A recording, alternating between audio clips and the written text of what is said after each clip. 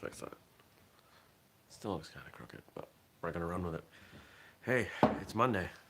We're back. We're back. Lights look dim. That's okay. I'm gonna have to make some lighting changes as we get into winter here. It's dark. But here we go. It's time for a show. In 3, 2, 1. Good morning, everybody, and welcome. Today is Monday, October 21st, 2019. My name is Jeremy, and this is my first cup of coffee. Just made. Literally just made. That's why I was 60 seconds late. Maybe a little more than that. Oh, this tastes terrible. Something's wrong.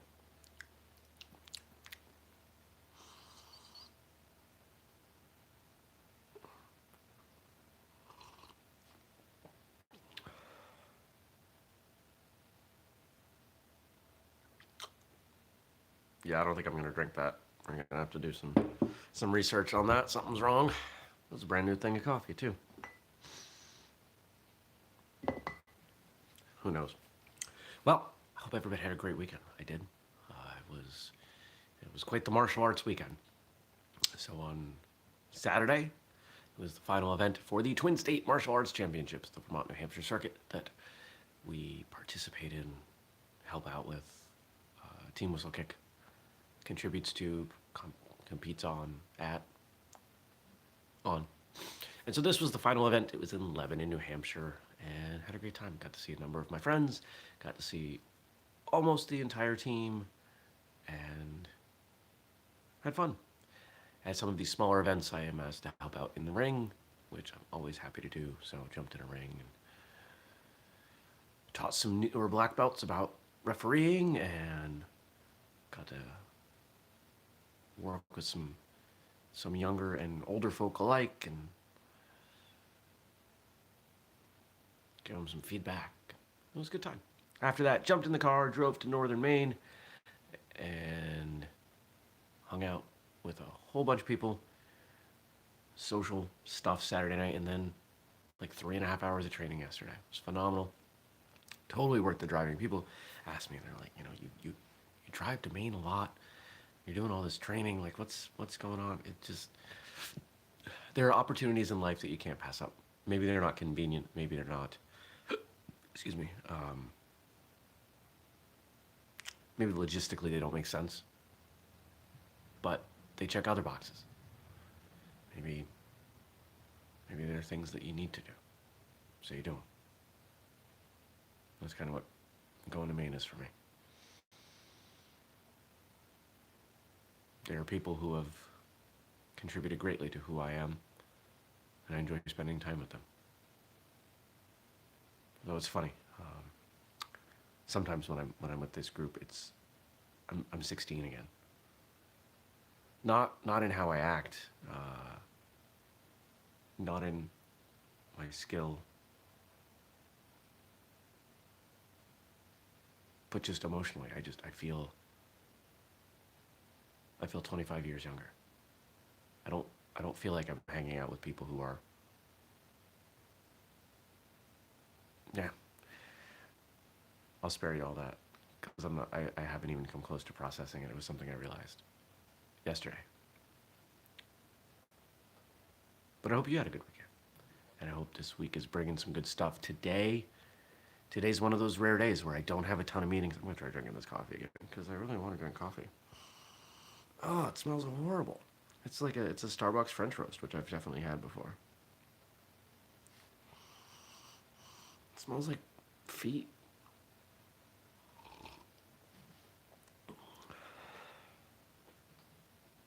No, that's supposed to be there. That's the coffee. Maybe I haven't had this coffee before. Maybe someday this show will be big enough that I'll have someone in charge of coffee, and they will taste test all of the coffee and make sure I have coffee that tastes good, and not coffee that kind of tastes like feet. It's not actually feet. Just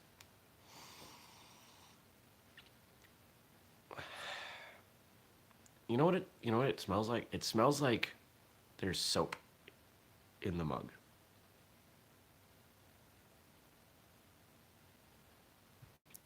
but I dishwash everything, and it's generally pretty good. I don't know. So today is lots of just getting work done. I have one meeting. I actually have a phone call with someone who is interested in starting their own podcast. Not about martial arts, but they've been a fan of martial arts radio, and they're interested in talking to me and getting some feedback. So that's kind of cool.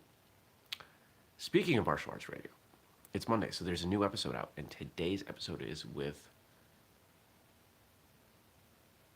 Miss Julia Cross. My apologies if her title is Master and I'm getting it wrong, because I remember we had a conversation about it. I think we landed on her being Miss. She is a former, very high-level Taekwondo competitor from Scotland, and I believe she's our first guest from Scotland. So that's kind of fun. I had a great time. Really enjoyed her stories. We recorded a few weeks ago, but I remember it pretty distinctly. And honestly, I don't remember everybody's episode this far out from recording it. So check that one out.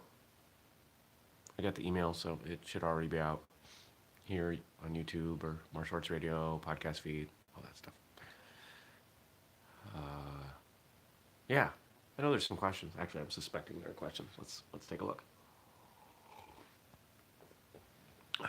It's growing on me. Is that good or bad that this coffee is growing on me? It doesn't so much taste like soapy feet anymore.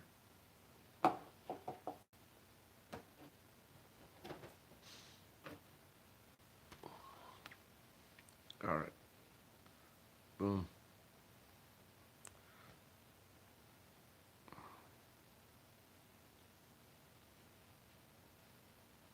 All right, here we go.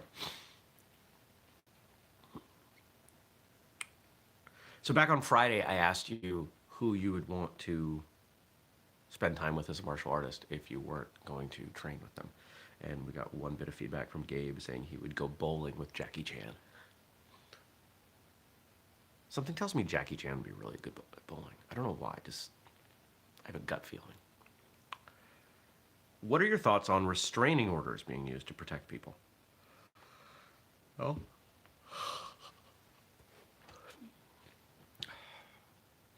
That's a question I haven't thought much about.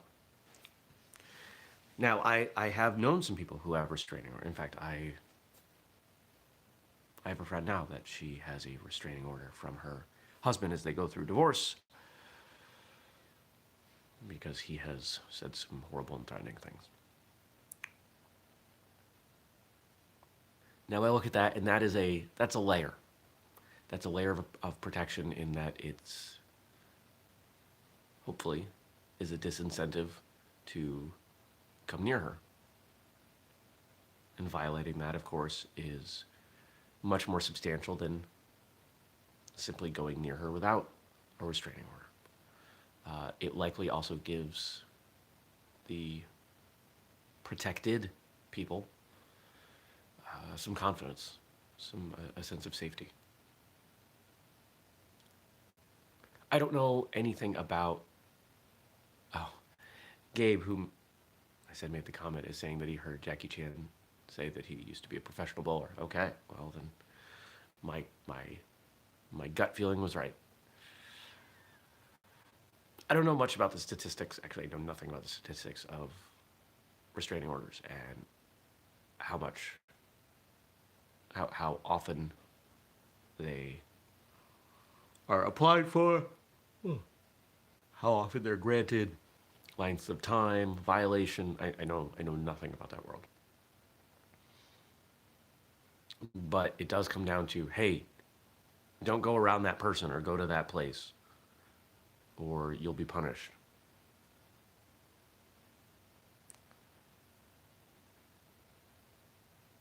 My suspicion is that serious threats are going to not be so deterred. I don't know what it looks like if you assault someone versus you assault someone that you had a restraining order from being there. I'm sure it's worse, but how much worse? Is it enough to be a deterrent? I don't know. Maybe this is something I should do some research on. Maybe it's something we we should get somebody on a Thursday show about. I don't know. I don't know because I don't know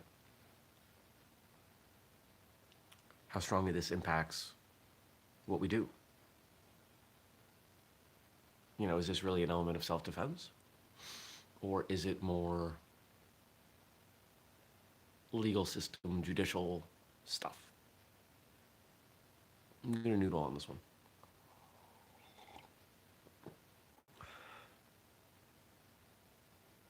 It's getting better, or I'm getting used to it. One of the two. Nope, there it is. I think I have 2 bags of this stuff too. It has been said, don't confuse activity with accomplishment. It's a quote from Zig Ziglar. What do you think?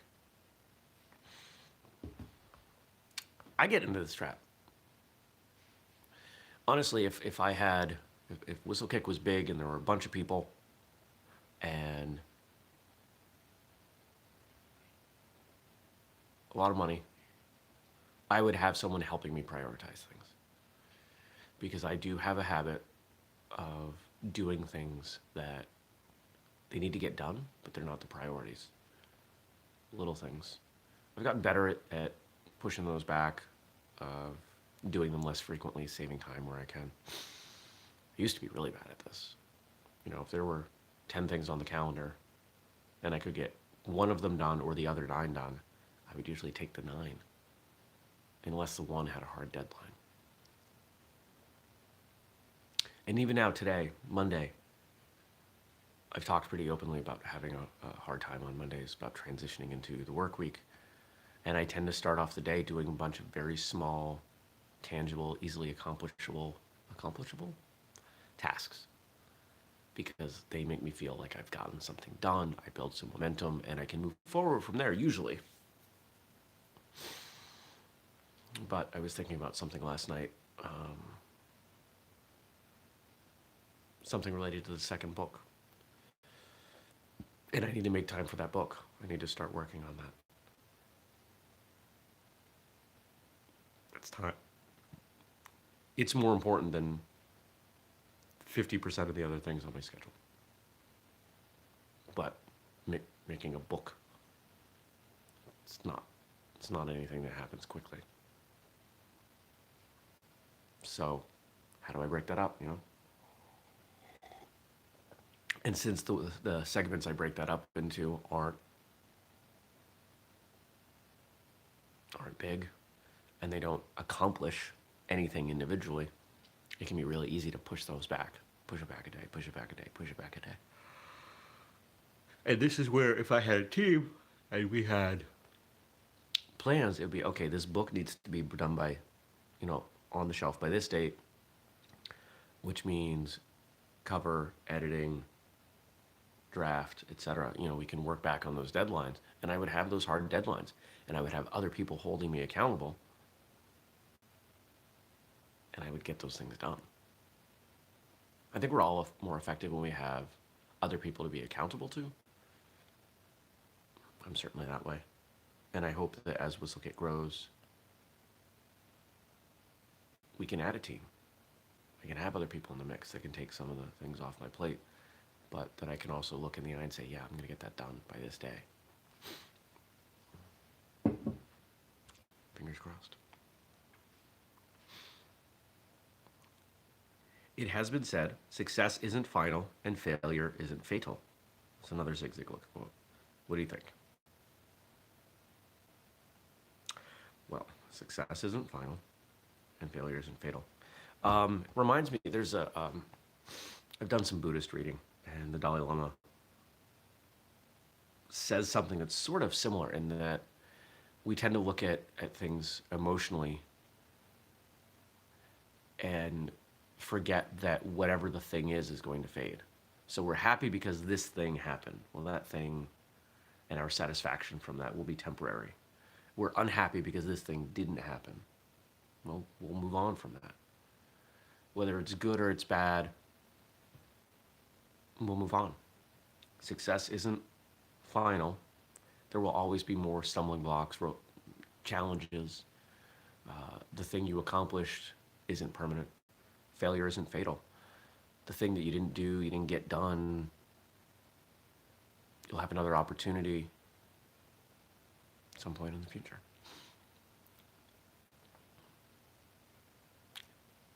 And I think it's really easy for us, depending on who we are, to focus on one of those things or the other. There are people, I'm sure you know them, who have had some success and refuse to let go of it.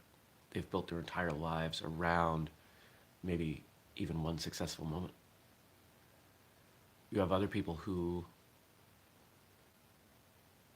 are so consumed with a single failure or the idea of a single failure that it impacts everything they do, and they can't see everything else around them. They can't see the successes they've had and continue to have. Honestly, I tend into that latter category. I can be a bit of a defeatist. I push myself pretty hard, and so if 99 things are going right, the one thing that's not is the thing that's going to get most of my attention. But I'm working on it. Get better every day, right? That's why the whistlekick slogan is never settle. You know, I'm aware of, hopefully, most of my flaws, and I continue to work on them, personally, professionally. Kat, I'm doing a TV show. Go away. She was very, I don't even know how to express it. She was all out of sorts when I got home last night. Because she was happy I was home and wanted attention, but was just being all weird about it. She's a weirdo.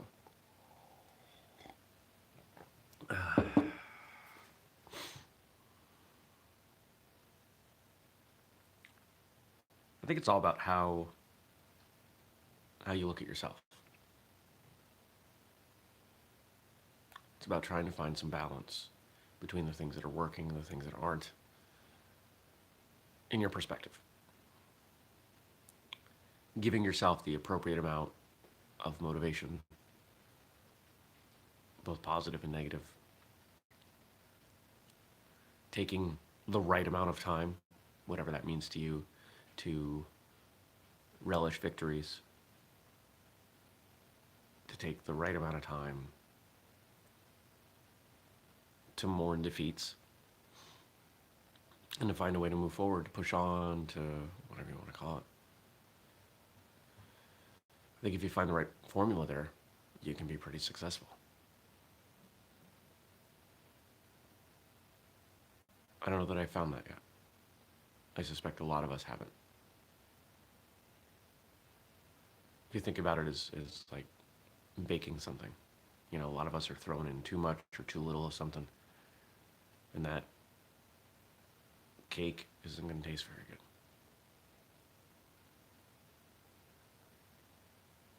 So what do? Try again.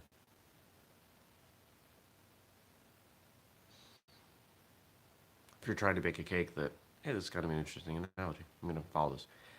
If you're trying to bake a cake that has been made 1,000 times before, you pick a recipe, you follow it, see where it takes you. If the end result is what you want, awesome. If it's a little bit off, you make another one. Start tweaking ingredients, just a little bit. If you're trying to make some kind of cake that's never been made before, you make your best guess. See where you end up.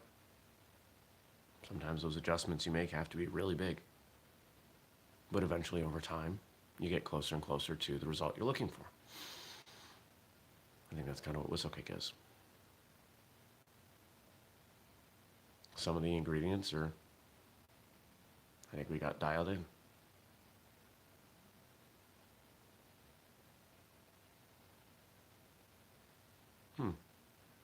I like this analogy. It's simple. Good stuff. Shout out, as always, to Frank for contributing these questions. And I want to hear more questions from more of you. He's got good questions, but more is better, right? We all grow together. I think it's time for me to go drink more of this coffee. Ugh. All right.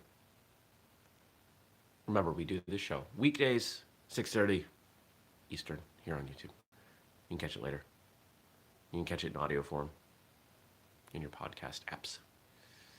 If you want to ask a question, drop it below. If you're listening, there is no below, so you can email me, jeremy@whistlekick.com. You should go check out the martial arts radio episode with Miss Julia Cross. Great stuff. It was a good episode. She's pretty awesome. And you should follow us on social media at whistlekick. Here's your homework. If we follow that analogy out, that cake baking analogy, I want you to think about what's that end result cake look like for you? What are you working towards? You're probably working towards a number of things, but pick one.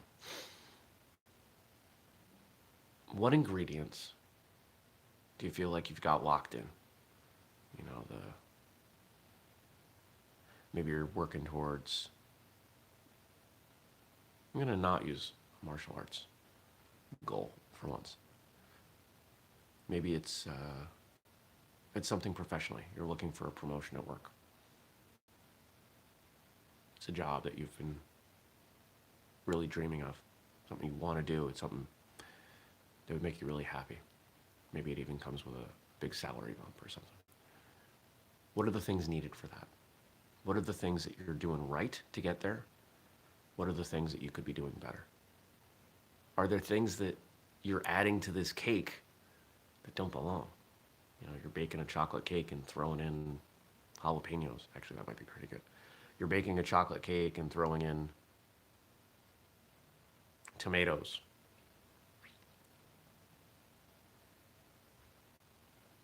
What do you have to do to stop throwing those in?